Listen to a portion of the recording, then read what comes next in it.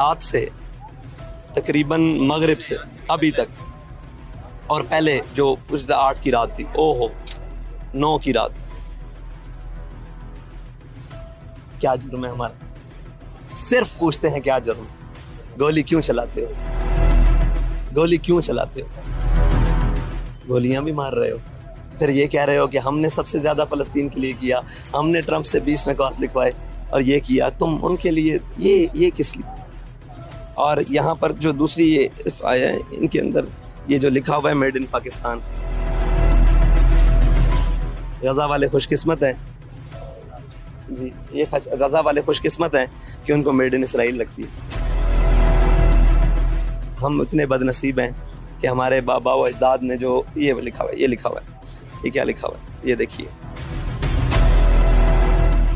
جی، یہ لکھا ہوا ہے، یہ تو بے شمار ہیں، آپ دیکھ ہی نہیں سکتے، جہاں ہاتھ ماریں گے نیچے شہر پہ، یہ دیکھیں، یہ لے، یہ لے۔ اب صاحب، آپ سمیت آپ کے کارکنان کی جانوں کو بھی خطرہ ہے۔ کیوں ہے جرم؟ کیوں ہے؟ ہم نے ایسا کیا کیا؟